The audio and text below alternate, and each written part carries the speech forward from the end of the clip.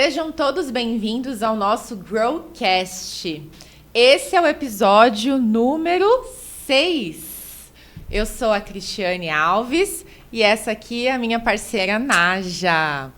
Bom, hoje o nosso tema é: por que matricular seu filho numa escola não tradicional?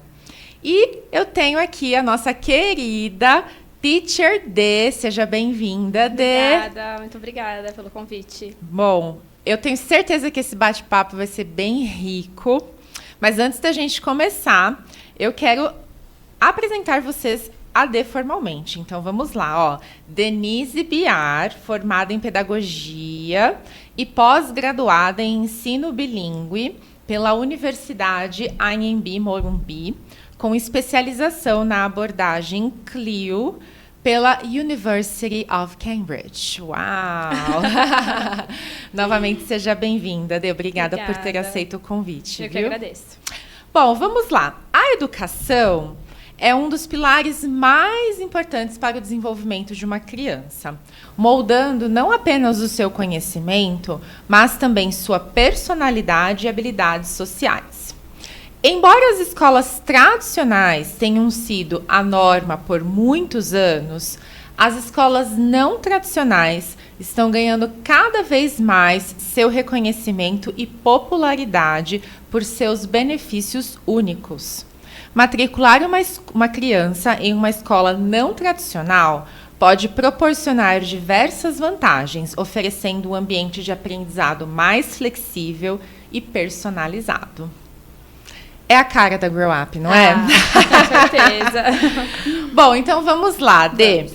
Para a gente começar esse bate-papo, eu acho que seria legal a gente entender, então, o que seria uma escola tradicional, né? E o que seria, então, uma escola não tradicional. Quais são os critérios que caracterizam cada uma? Tá.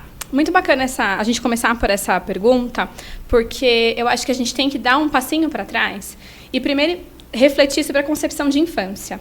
Então, antigamente, a gente tinha as crianças, isso na Idade Média, né? Como mini adultos. Então, existia essa concepção de que não era necessário nenhum tipo de investimento diferente para aquela pessoa pequena, que era considerado um adulto pequeno. Tempos depois, existiu-se a ideia, a concepção de que a criança, a infância, era um momento de preparação para a vida adulta. E aí houve-se um investimento, estudo em preparar essas crianças para a vida adulta. Como nós estamos em constante evolução, né, somos seres humanos, hoje a gente entende que a infância é o momento mais rico da vida da criança. Então não é a preparação para a vida adulta, é a própria vida. O investimento na educação infantil hoje, existem vários estudos que comprovam, corroboram esses dados, ele vale mais a pena do que até investimento numa faculdade, por exemplo. Exatamente. E aí eu espero ter a oportunidade de fazer um comentário mais sobre isso durante a nossa conversa. Mas, então a gente precisa entender o que é infância. Hoje em dia, a gente tem outra visão de infância, né? A gente entende que a criança ela é um ser que ela tem toda a sua bagagem cultural, social, econômica, emocional. E que quando essa criança chega na escola, não é só um corpo que chega, né? Chega toda uma bagagem, todo um todo junto com essa criança. A educação tradicional, a escola tradicional, ela funcionou muito bem por muitos anos. Por exemplo, ela funcionou muito bem para os meus pais. Ela funcionou muito bem para os nossos pais, né? Nós temos praticamente a mesma idade. Funcionou bem para nós. Mas é muito seguro afirmar que as crianças de hoje não são como as crianças que nós fomos. Ou as crianças que os nossos pais foram. As crianças são diferentes. E isso não se deve apenas à revolução tecnológica, né? Todo investimento, todo o aparato tecnológico do qual eles têm acesso. Refere-se também à própria concepção de infância, como a gente vê essa criança, a importância que é dada a ela hoje no seio familiar, né? Antigamente as famílias tinham muito mais filhos. Então, o próprio desenvolvimento da criança era pautado ali na relação com seus pares. Hoje as famílias também têm menos filhos. E isso faz diferença na formação dessa criança, no impacto que esse ser humano tem no que ele recebe, nas expectativas, no investimento de quem ele se torna. Então, a educação tradicional funcionou por muito tempo. Quando a gente fala de educação tradicional, é importante a gente lembrar que aqui no Brasil, principalmente, durante alguns anos, não existiu exatamente assim, uma normativa em termos de lei do que deveria ser ensinado. Então, cada estado, unidade federativa, né, eles tinham o que eles consideravam importante. Então, por exemplo, um estado mais voltado para a zona rural tinha em seu currículo conteúdos que fosse ajudar essa criança, esse estudante, a se preparar para um futuro naquele ambiente. Uhum.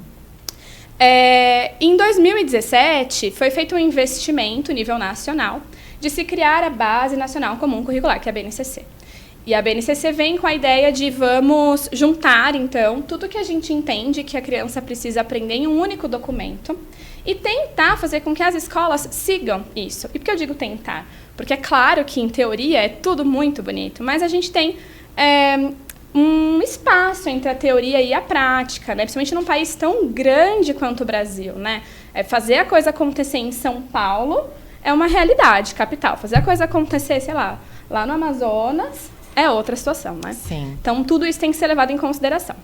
Existiu-se um documento com o intuito de padronizar o que precisa ser ensinado. Bom, em teoria, tudo muito bom. E aí a gente tem a prática. Então, a gente tem escolas com pensamento mais tradicional que entendem que é mais importante o conteúdo. Então, que precisa se priorizar o conteúdo que vai ser ensinado. Aí, quando a gente reflete, de novo, né, esse conteúdo, ele foi pensado inicialmente, mesmo que a BNCC tenha vindo com outro olhar para elaborar, mas esse conteúdo foi pensado inicialmente no século XVII, no século XVIII. Revolução Conteúdo Industrial, antigo. né? Sim. Esse conteúdo é um conteúdo mais antigo. A gente pega essas crianças totalmente nascidas na era digital, no século XX, XXI, e a gente pega professores do século XIX, professores do século XX, né, mais velhos, para ensinar esse conteúdo para as crianças, a gente vê um gap mesmo, né, geracional aí. É onde a gente enxerga os benefícios de uma educação não tradicional. Então, embora a educação tradicional tenha funcionado muito bem para nós, para os nossos pais, as nossas crianças de hoje são diferentes. Sim, concordo plenamente. Não tem como querer replicar o padrão que foi usado em nós, nas crianças de hoje, né? Com certeza, não tem como replicar. Deu certo, mas tá bom, né? São pessoas diferentes agora. Sim. Pessoas, contextos, Sim. né? Um momento totalmente diferente. Sim. No episódio 5, a gente falou bastante sobre a mudança do mundo, né? Então, hoje nós temos um mundo diferente. Sim. Ele está imprevisível, ele está mais complexo, ele está digital, né? Sim.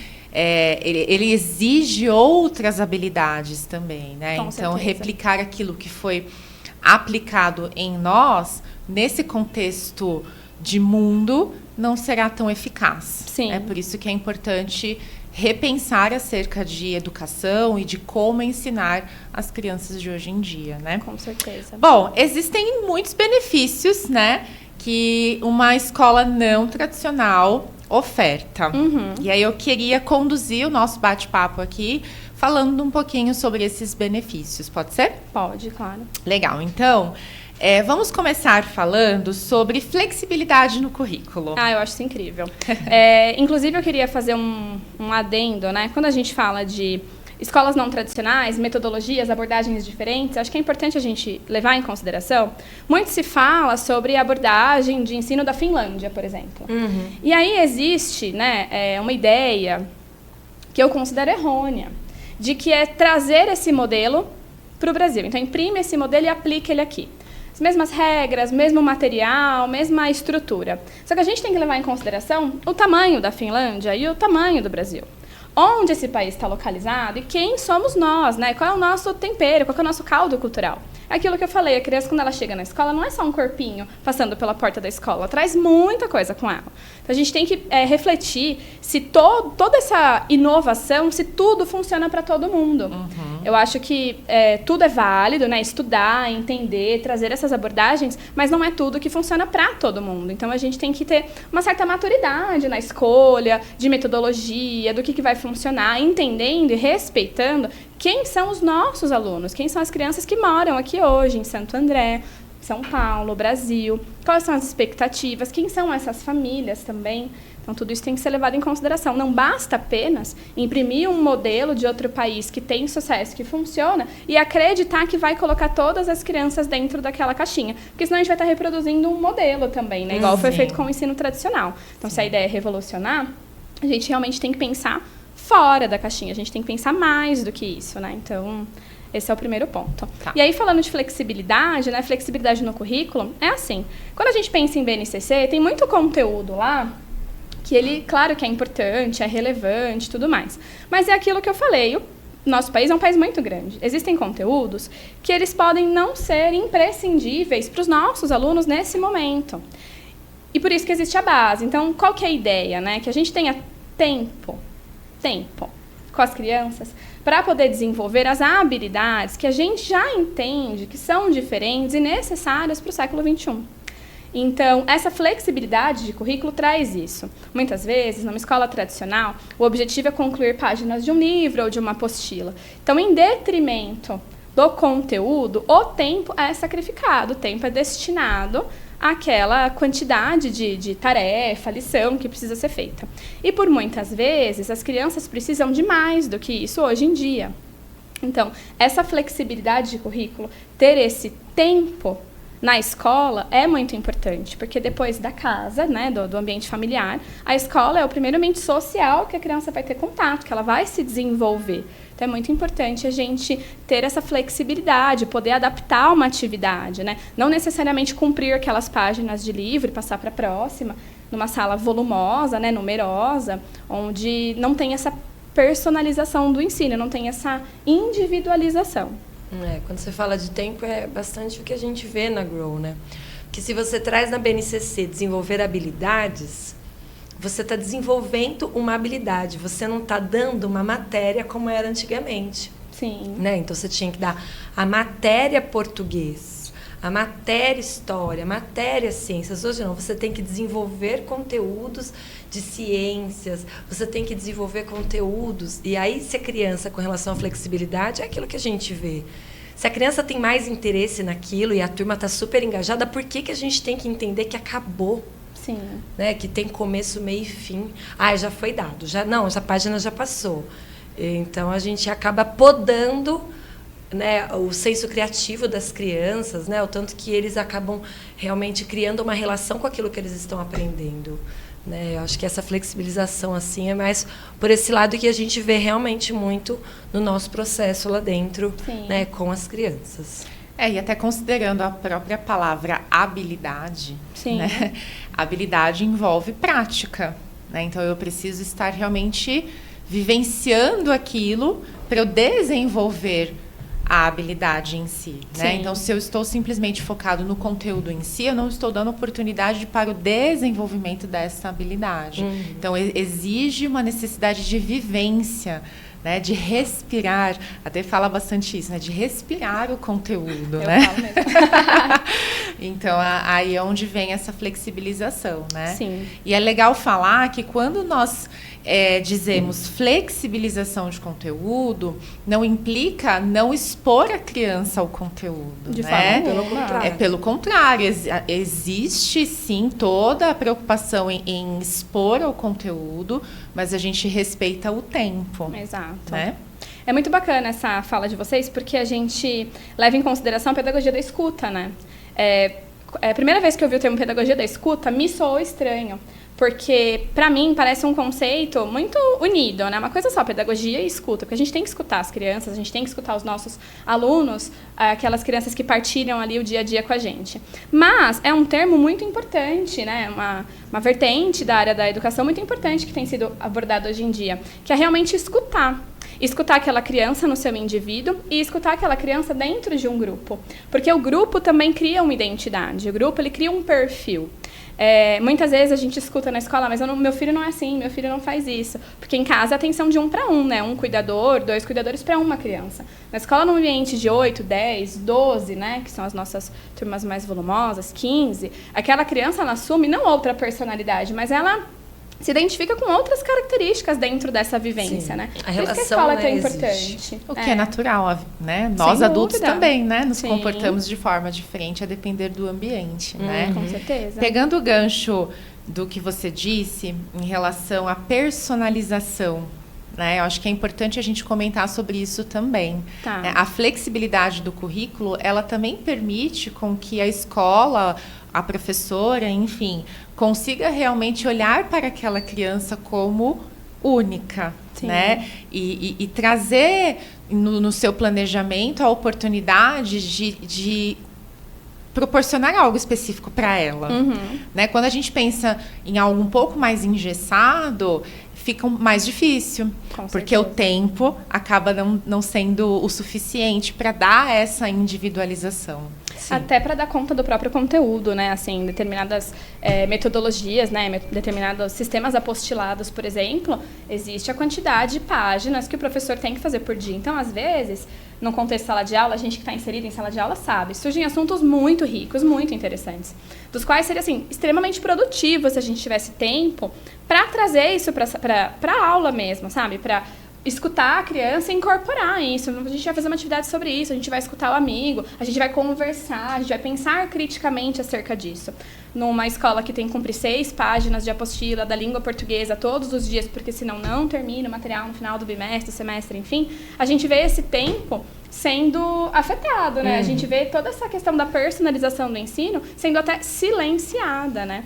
Mesma coisa que fazer um bolo numa forma, e o pensamento do aluno é muito maior do que aquele bolo, mas ele precisa caber dentro daquela forma, né? Então a gente tem que cortar aquele pensamento para caber poda dentro daquela forma. Então, tem todo esse lado também. E o quanto essa flexibilização, o quanto essa personalização, o quanto o tempo, né, em favor, auxilia no desenvolvimento da criatividade e da imaginação das crianças. Auxilia totalmente, né? Assim, a criança tem a oportunidade de se expressar e até de se conhecer também, né? e de saber que ela é importante. Que ela é ouvida, que ela é alguém no mundo, de que ela faz parte de um grupo, de que aquele grupo tem características com ela e sem ela. Pertencente. Sim. Então, são muitas vantagens, né? Dessa flexibilização. E quando a gente pensa na Grow Up, especificamente, a gente tem tudo que as crianças precisam aprender na educação infantil, a gente tem um documento, matriz curricular, que está lá. Então, não é algo, a gente entendeu o que eles precisam aprender, não. A gente tem um respaldo em termos de lei, dos campos de experiência, do que precisa ser desenvolvido por fase. E aí vai ser muito da competência assim, da professora e dessa leitura que ela vai fazer de turma, desse interesse coletivo, o como que isso vai ser alcançado. Porque existem muitas formas de chegar no mesmo objetivo. Sim. Existe a folhinha pronta, existe o material apostilado, e existe o trabalho, por exemplo, por projetos, que é o que a gente faz, que é um trabalho, né? Trabalho por projeto, estudar trabalho. A gente tem que estudar, pensar, investir tempo nesse planejamento com atividades personalizadas, porque uma turma é diferente da outra, então a gente tem um Kids Tree na escola que um tema é paintings e o outro tema é meios de transporte. Então, não tem como ser o mesmo planejamento, né? Isso exige do profissional que está à frente essa leitura de interesse, esse olhar mais apurado, trazer essas atividades, trazer esse contexto para desenvolver determinadas habilidades nas crianças ao longo de um ano. Então, a gente está trabalhando com essas crianças, desenvolvendo essas habilidades para o ano seguinte. E não para a faculdade ou para o futuro, para quando for adulto, mas para o ano seguinte, para que ele possa continuar se desenvolvendo, continuar nesse processo, né? Como se a vida fosse uma rampa, né? A criança está evoluindo, seguindo o seu ritmo, cada um no seu tempo, mas todos evoluindo. Desenvolvendo as habilidades Exato, daquela idade, daquela fase, daquele momento. As competências. Acho que seria legal a gente comentar um pouquinho mais sobre esse trabalho de projetos, porque é algo que ainda existe muita dúvida em relação, né? Principalmente os pais de hoje, que somos nós, né? E a gente tem uma vivência, uma experiência de educação muito diferente, né? Então, a gente chega na escola do nosso filho com aquele contexto do passado, né? Então, ele tem dúvidas, né? Como que meu filho está aprendendo se não tem uma folha, né? Ele não está preenchendo, né? Projeto, o que é projeto, né? Ah, mas não tem livro, enfim. Então, acho que seria legal a gente tentar desmistificar um pouquinho esse assunto. Né? Então, como que a criança vai aprender dentro do projeto? Como que a gente pode medir, né, o quanto ela está realmente ali absorvendo os conteúdos expostos, enfim. Então, gostaria que vocês comentassem sobre isso. Essa sua fala do medir o aprendizado... Já está errado, né? Eu sei. Mas verdade, o pai quer medir, né? Os pais, eles têm essa necessidade de medir, né? O Sim. quanto a criança sabe, às vezes... Por questões pessoais mesmo, expectativas, tem outro filho, tem amigos para comparar, etc e tal. Mas uma coisa que eu costumo muito falar, e eu acredito demais, é que na educação infantil, o nosso papel é plantar. A gente planta. A gente planta conteúdo nessas crianças. A gente planta essas habilidades e o desenvolvimento delas. E a gente vai regando ao longo de toda a educação infantil.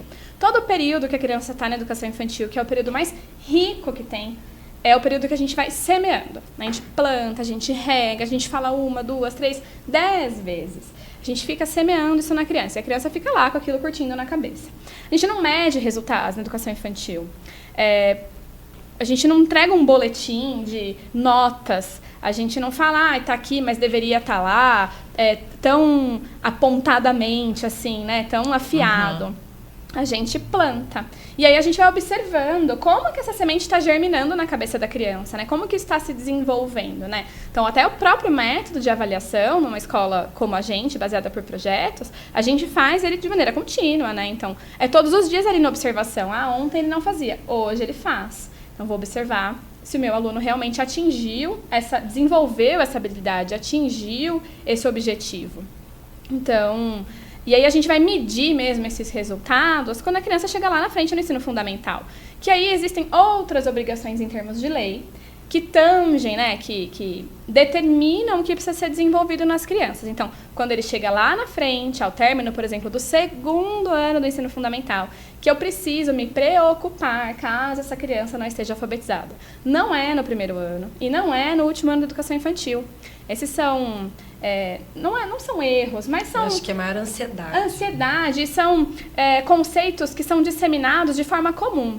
Mas a própria lei diz que a gente tem até o término do 2º ano do ensino fundamental para a criança estar lendo e escrevendo. Então, não existe motivo nem necessidade para a ansiedade. Viver a infância não volta mais. Aprender a ler e escrever, quando esse aluno for um adulto, não vai fazer diferença nenhuma se ele aprendeu a ler com 5 anos ou com 7. Isso não vai mudar nada para ele. Né? A menos que, claro, exista alguma coisa, uma questão neurológica, alguma questão de aprendizado. Mas na educação infantil a gente vai plantar. A gente vai plantar, a gente vai semear, a gente vai expor essa criança a uma infinidade de repertórios. E isso numa escola não tradicional, que a gente tem tempo para isso, que a gente tem espaço para isso. Aí você semeia todo esse conteúdo na criança e quando ele chega no ensino fundamental você consegue colher esses resultados, né? Você consegue apurar um pouquinho desse fruto que ficou ali, né, sendo semeado. Eu diria que a minha experiência como mãe, né, essa colheita, ela vem assim de uma maneira muito mais intensificada no fundamental mesmo.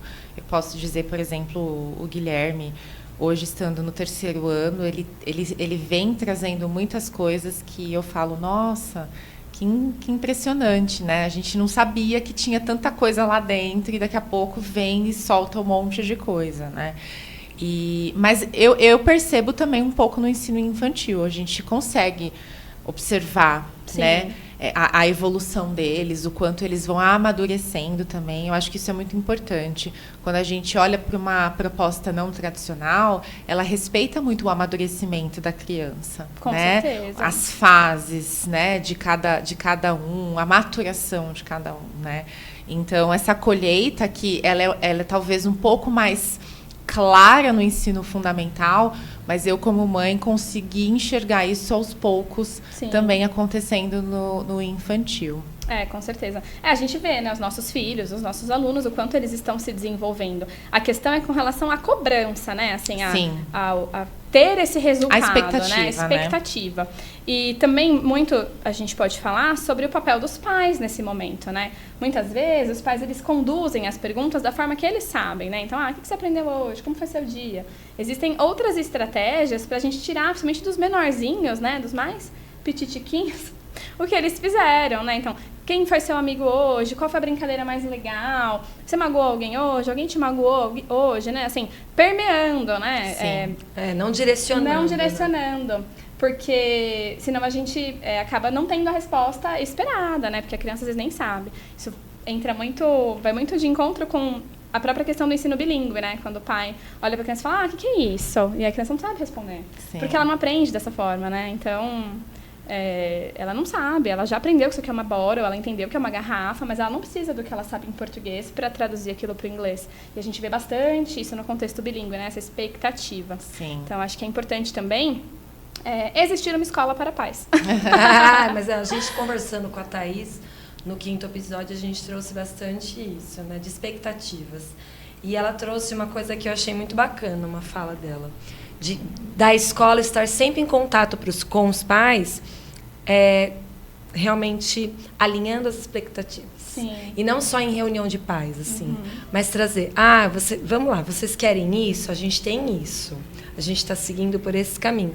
E está sempre em contato com os pais, porque eu acho que realmente os pais, eles já, na barriga, já geram expectativas numa criança, né? Então, não é um erro deles, é um erro social. Na verdade... É um contexto que a gente vive, então a gente já está ali desejando tantas coisas, então é natural isso, né? Não que a gente cometa um erro por não é nem não saber, mas é realmente algo que vem...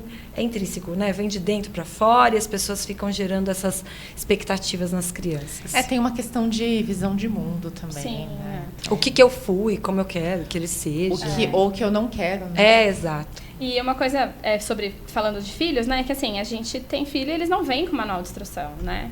A gente não sabe, então... A gente faz 1000 planos, a gente tem um monte de coisa na cabeça, até mesmo a busca por uma escola, né? Os pais chegam lá e, não, mas eu quero câmera, eu preciso disso, eu preciso daquilo, eu preciso saber o que meu filho está aprendendo. Mas o que essa criança precisa, né? Acho que tem que ter essa reflexão. E para os pais é muito difícil, porque, poxa, é o bem mais precioso da vida deles, né? Muita expectativa ali na geração daquela criança, no nascimento, né? As famílias hoje, elas têm um formato, como a gente comentou no começo do episódio, são menores. Então, acaba que a criança tem muito mais atenção. Sim. Então, eu acredito muito que cada um faz o melhor com as ferramentas que tem. Então, os pais, eles fazem o melhor que eles podem. E quando erra, tentando acertar. Querendo fazer o melhor pelo seu filho. Sim. Eu tenho convicção disso como professora, que lido com criança há muitos anos, e como mãe também. A gente erra pra caramba. Não é porque a gente é professora que a gente sabe tudo, né? Não. A gente erra com os nossos filhos. E depois a gente reflete, enfim. Mas tem toda essa questão realmente, né, dessa expectativa, né, do que é melhor para a criança. Então, se existisse escola para pais, seria ótimo, né? Porque as crianças não vêm com manual de instrução, então a gente explica o que é esperado. Vocês sabem que eu, enquanto professora, eu já trabalhei com vários tipos de materiais, né? Então, eu tenho uma jornada grande aí. Então, eu já trabalhei com a escola fazendo folhinhas, enfim, e a gente criando... Não era projetos, mas o começo, meio e fim, como se fosse uma linha do tempo do que aquela fase precisa aprender. Já trabalhei com 2 tipos de materiais, mais tradicionais, né, no caso. E hoje a gente vive uma realidade na escola, né, desde quando eu entrei, dos projetos e no fundamental de adotar livros, né? Então, o que eu vejo enquanto professora na minha prática é realmente a importância do tempo. Porque eu lembro quanto, para mim, enquanto professora, aquilo tinha que ser muito direcionado, pautado. Eu tinha que ter milimetricamente tudo muito planejado para realmente conseguir achar que eu estou atingindo, e eu jamais fazia uma pausa, né? Então, em dados momentos lá na escola, a gente percebe que as crianças estão precisando discutir assuntos emocionais, e a gente para tudo e faz. E quando que eu fiz isso lá atrás? Não conseguia. Então, os momentos de liberdade, assim, era mais na Semana das Crianças, né? Que a gente conseguia flexibilizar, ou no final do ano, no final do semestre, que já existe uma tranquilidade. E era muito ruim acelerar as coisas, né? Quantas vezes eu tive que acelerar conteúdos, digamos assim, que eu achava super significativo, né? Professora de português apaixonada, então gêneros textuais riquíssimos, porque eu precisava acelerar, porque eu precisava entregar. E essa entrega pautada em resultados, né? Em mostrar. Então, realmente, hoje, que a gente consegue flexibilizar e entregar o conteúdo e saber que as crianças estão sendo alfabetizadas, né? Que os nossos pequenos lá na escola estão aprendendo, que para todo mundo e vai ver a Caterpillar, porque a gente está no ciclo da Caterpillar, para todo mundo para ver a jabuticabeira, porque a nossa jabuticabeira está floreando lá. Então, como é bom parar e enxergar. E ver as crianças realmente se desenvolvendo e se sentindo pertencentes, que é o que a gente acha mais importante, né? Realmente fazer parte do todo e saber que é importante naquele momento. Sim, com certeza. Eu, como professora, e na minha experiência, eu já vi muitos pais acreditarem que o modo de educação do qual eles aprenderam, na escola que eles ensinaram, o método do qual eles foram expostos, que essa quantidade de conteúdo é muito importante desde pequeno, porque eles entendem que precisa existir uma preparação para o vestibular. Então, são pais que realmente vieram com essa mentalidade e funcionou na nossa geração. Mas talvez não venha a funcionar para as nossas crianças de hoje. Porque a gente não sabe nem quais são as profissões que vão existir no futuro. A gente não sabe o que eles vão fazer.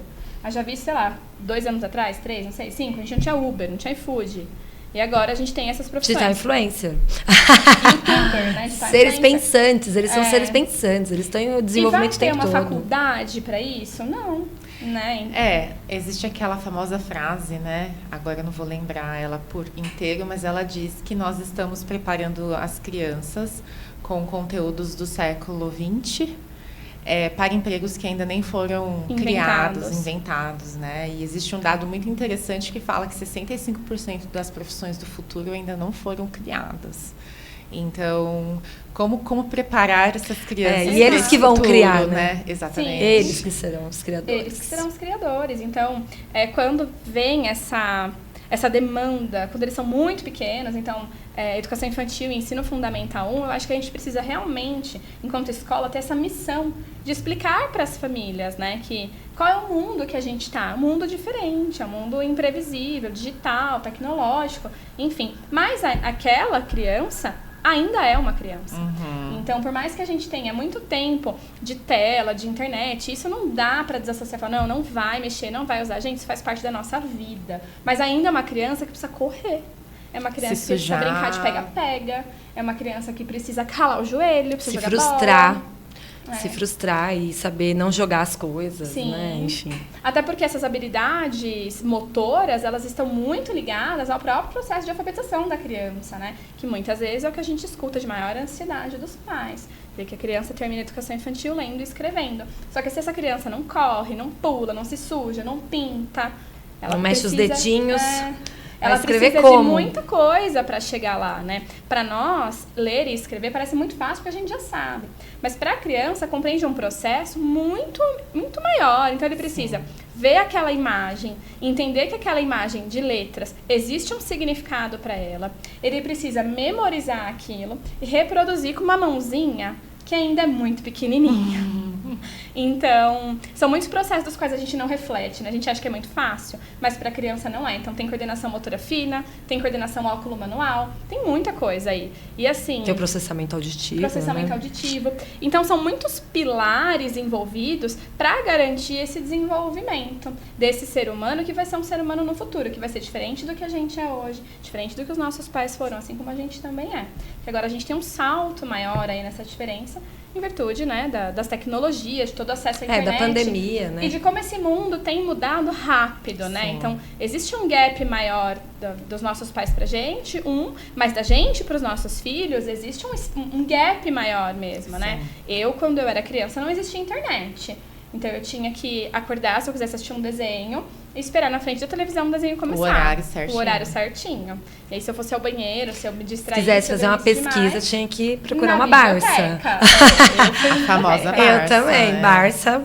Hoje em dia tá tudo na palma da mão, né? É Sim. muito fácil esse acesso. Muitas são as vantagens, os benefícios disso, mas a gente também tem que levar em consideração de novo, que são crianças.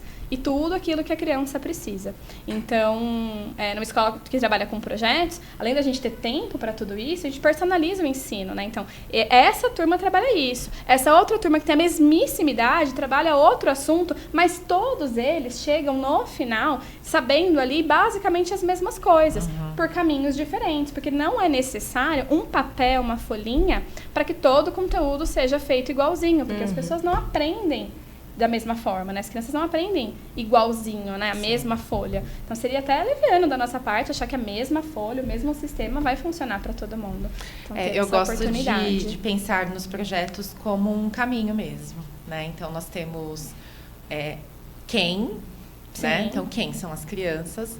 Nós temos o quê, né? O que nós precisamos ajudar as crianças a se desenvolver.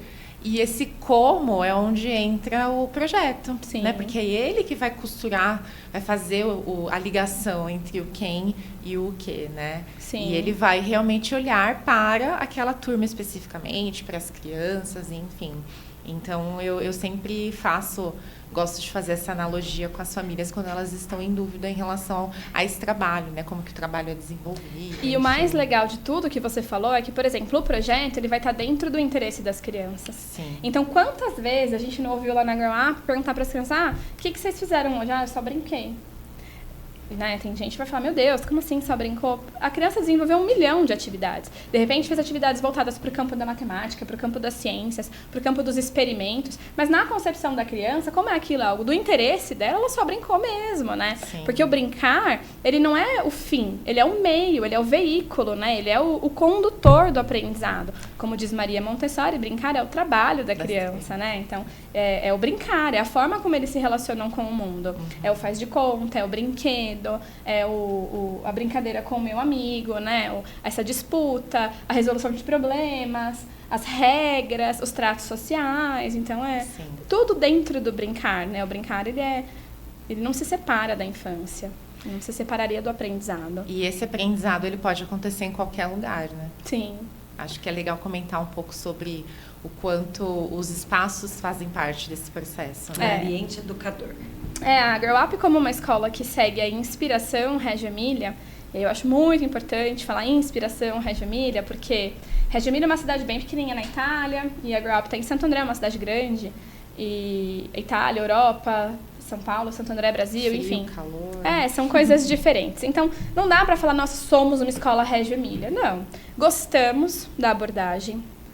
Entendemos que é uma abordagem moderna para o desenvolvimento dessas crianças e nós nos inspiramos nela. Em que sentido? Na pedagogia da escuta, no trabalho com projetos e parte do mobiliário da escola. Então, esses fatores, né, eles caracterizam um pouquinho dessa inspiração. A gente não precisa ficar vinculado a uma sala apenas de referência. Todos os espaços educam, né? Então, às vezes, o próprio corredor por onde a criança está passando e tem as lagartas, tem a árvore das lagartas, é um espaço de aprendizado, como é o né? nome daquele bichinho lá? Folha? O bicho-folha, essa semana, né? semana passada, né? O bicho-folha é um grilo, é um bicho-folha, o que que é? Não, já teve bicho-pau. Escola é uma mata. Muita área verde, né? Então, a gente tem a possibilidade de ter todo esse repertório, né? Então, não ficar preso apenas na sala de aula. É claro que as crianças, principalmente os muito pequenos, eles precisam da sala de aula como um componente de rotina, componente de referência. Então, eu até falo que a rotina está para a criança, assim como as paredes estão para uma casa, é aquilo que edifica. Dito isso, não quer dizer que essa rotina precisa ser engessada, que ela precisa ser a mesma todos os dias. Basta que a criança entenda o que vai ser desenvolvido. E aos poucos, conforme ela se adapta à escola, aquele ambiente, ela já entende. Tem aula extra, tem tal movimento, tem tal movimento. Então, todos os espaços da escola ensinam. Às vezes, uma mãe de escovação, eles estão tendo a oportunidade de aprender várias outras coisas, né? Quantidade de pasta de dente, a minha pasta é rosa, a sua é azul, a minha é doce, a sua não é. Tudo que acontece da porta da escola para dentro é pedagógico. Tudo é aprendizagem, né? Tudo é aprendizado. É só a gente treinar o nosso olhar. nós, enquanto pedagogas, nós somos treinadas para isso, para ter esse olhar com relação ao desenvolvimento das crianças. Mas os pais não são. Eu gosto muito de falar que os pais, eles são especialistas no filho deles, né? Eu tenho uma filha, eu sou especialista na minha filha. Mas o professor, aquele que está à frente da turma, ele é especialista em educação. Ele tem segurança para desenvolver um trabalho e para falar aquilo que ele está falando referente às crianças, ou às atividades, decisões pedagógicas que ele toma, porque ele estudou para isso, né? Então, dentro da Grow Up, da porta para dentro, todo espaço é espaço de aprendizagem. Sim. Então, pega um livro e lê. Vou ler embaixo de jabuticabeira, eu vou me sentar embaixo da escada, eu vou na rampa, eu vou ver os bebês do berçário. Quantas vezes a gente não fez atividades, né, com os maiorzinhos do ensino fundamental? A gente vai ler um livro lá no Baby. Aí os babies adoram, né? Eles ficam sentadinhos e aí as crianças brincam, interagem, leem uma história. Então, tudo isso é aprendizagem, né? Todos os espaços educam. Seja pelas regras que existem naquele espaço, seja pelo caminho... O que ele oferece, né? O que ele oferta. Então, o ambiente como terceiro educador, né? O ambiente por si ensina. Legal. Bom, a Adê, ela está conosco, né? Desde que a escola abriu. E ela também vem ajudando a escola a realmente desenvolver toda essa proposta pedagógica na prática, né? Porque a gente falando aqui, acredito que as famílias que estão assistindo e até os próprios educadores imaginam, uau, que incrível, né? Que perfeito, né? Mas existe sim todo um trabalho, um esforço maior que precisa ser feito para que tudo isso aconteça, né? Realmente garantindo sempre o melhor e o bem-estar das crianças, né? A nossa conversa ela está caminhando para o fim e eu queria, assim, para a gente fechar esse bate-papo, né? Eu gostaria que vocês comentassem um pouco qual é a ligação, então, né, de todas essas vantagens para essa criança no futuro. Uau! Pergunta boa essa, né? Isso. Eu acho que a gente pode começar pensando que num mundo tão diferente como a gente vive hoje, né, tão instável, digital, tecnológico, a gente também não estar preso a algo já é um grande diferencial para as crianças, né? A gente ter a possibilidade de ouvir aquilo que é de interesse do grupo trabalhar e fazer atividades, né, propor momentos, vivências, oportunidades, é uma vantagem. Uma vez que a gente não sabe qual profissão, o que essa criança vai fazer quando se tornar adulto. E essa nem é uma preocupação que a gente tem que ter agora, né? A gente tem que se preocupar em dar o maior número de ferramentas possível para esse ser humano. Para ele ser um ser humano seguro, para ser uma pessoa do bem, para ser uma pessoa educada, para ser uma pessoa emocionalmente preparada, assim, né?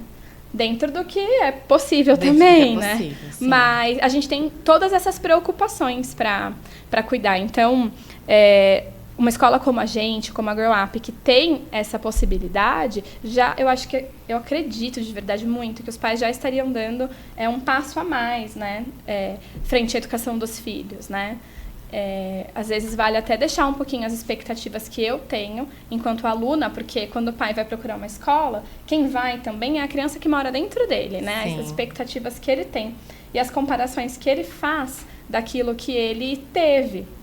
E talvez deixar essa criança interior feliz, mostrando que existe um outro mundo, né? Um mundo repleto de outras possibilidades, que não se resume à atividade numa folhinha, ao trabalho com uma apostila, ao trabalho com um único livro, que existem muitas formas, muitos caminhos para se alcançar aqueles objetivos com as crianças. Acho que esse bate-papo aqui poderia durar por mais tempo, né? Porque tem muita coisa para falar, na verdade. Você falou, né? que queria fazer uma fala. Eu não falei da faculdade? Não falou? Você falou que você teria esse momento, não foi, gente? Foi. Eu não Vocês falei? estão assistindo. Eu não falei? Ela não falou, não. Não. Eu queria comentar que, na minha opinião, e com base nos estudos recentes, o investimento na educação infantil e no ensino fundamental das crianças hoje representa muito mais do que o investimento futuro numa faculdade. Porque a expectativa de cursar uma faculdade, de fazer uma faculdade é nossa, da nossa geração. As nossas crianças de hoje talvez nem tenham faculdade para o que eles queiram fazer na vida, né? Empreendedorismo está aí para mostrar para a gente que existem muitas startups, muitas muitas pessoas fazendo o seu próprio dinheiro, vivendo, se desenvolvendo, ajudando outras pessoas, sem um curso de ensino superior. Então, o ensino superior, ele não é a única alternativa, o único caminho para o sucesso no futuro. As nossas crianças vão ter sucesso por muitos caminhos. Hoje existem muitos caminhos. Quando eu estudava, tinha que fazer faculdade para ter uma profissão. Hoje não. Hoje a gente já era direcionado para isso, né? Hoje não, hoje a gente tem muito mais. Então, se eu pudesse dar uma dica, é que o investimento em educação infantil e o ensino fundamental 1, para as crianças é muito mais produtivo, porque é o que a gente chama de educação básica. É aquilo que realmente vai formar a base do indivíduo, né? A base do ser humano. Então, para os pais, eu entendo que muitas expectativas, mas para desapegar um pouquinho daquelas expectativas da sua criança interior, do eu aluno, e olhar para o seu filho como um ser que a gente não sabe o que vai acontecer no futuro. E proporcionar as melhores oportunidades que cubram, né, dentro do que a gente sabe hoje, que consigam cobrir essas áreas de pensamento crítico, de desenvolvimento criativo, de trabalhos manuais, sim, porque a criança não deixou de ser criança, do brincar não tecnológico, enfim, todas essas áreas. Inteligência emocional. Inteligência emocional, sem dúvida, né, um grande pilar, né? Saber desenvolver liderança, saber ouvir o outro, ter empatia. Trabalhar em grupo. Sim, cooperar. Olha quanta habilidade, né? Muitas habilidades. Então, dentro da escola, dentro da Grow Up, a gente consegue ver isso acontecer no dia a dia, né? No trabalho. Então, o meu conselho, como pessoa que trabalha com criança há muito tempo, estudo muito educação, é esse. Se pai tem que fazer uma escolha, né, pelo seu filho, investe na educação infantil e no ensino fundamental. Porque esses primeiros anos de vida são os mais importantes. Sim. A gente não sabe o que vai ser do futuro. Então, eu já escutei muitas famílias, tem que guardar dinheiro para a faculdade. A gente fez isso na nossa geração. Hoje em dia, as nossas crianças, eles têm outras aspirações, talvez tenham outras habilidades, outro repertório, outra coisa, né? Então, invistam na base mesmo, na educação básica, no agora.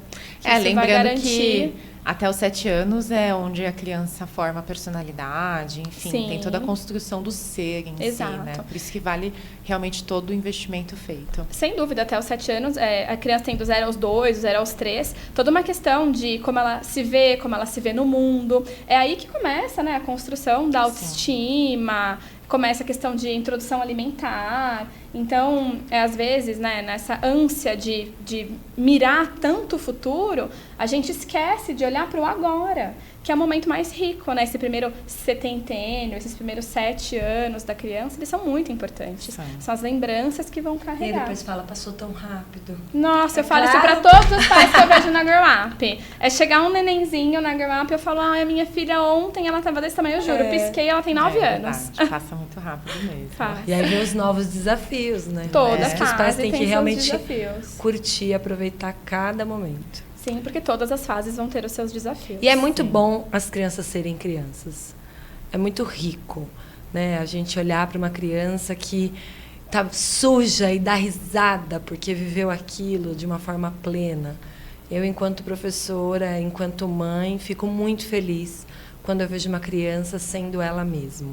Sem projetar a idade média no adulto miniatura, sem ficar fazendo expectativas futuras. A gente tem que tornar essa criança um ser humano bom, do bem, responsável, respeitoso, desenvolver todas as habilidades dela de mundo, de social. Que vai cuidar do nosso planeta também. Que vai cuidar da gente, né? Enfim. Sim. Então, eu acho que é a primeira preocupação. Então, deixa a criança ser criança. Excelente, meninas. Muito obrigada pelo bate-papo. Imagina, eu que agradeço. Novamente, eu te agradeço por ter aceitado o convite. Imagina, foi um prazer. E em breve a de volta, porque nós falaremos de ensino bilíngue também, que é um assunto que nós amamos conversar. Com certeza. E que também tem bastante aí mitos e dúvidas, muito, né? Então vale muito a pena esse bate-papo também. Sim, aguardem. E como que o pessoal pode te achar? No Insta. O pessoal pode me achar na Grow Up. Também. Tô lá. Todos os dias tô lá, né? Das 8 às 5. As pessoas podem me achar no Instagram. Meu Instagram é biar.denise. Vai ser um prazer trocar ideias aí com quem tiver alguma dúvida, quiser fazer algum comentário. Enfim, vai ser muito bacana conversar sobre esse assunto. Obrigada, Dena. Muito obrigada novamente. Muito obrigada. Bom, e se você quiser conhecer um pouquinho mais sobre a nossa escola, nossa proposta não tradicional, fica o convite para vocês acessarem o nosso Instagram, @growupescola, ou fazer uma visitinha lá, que nós realmente ficaremos muito felizes em recebê-los. Vejo vocês no próximo episódio. Tchau!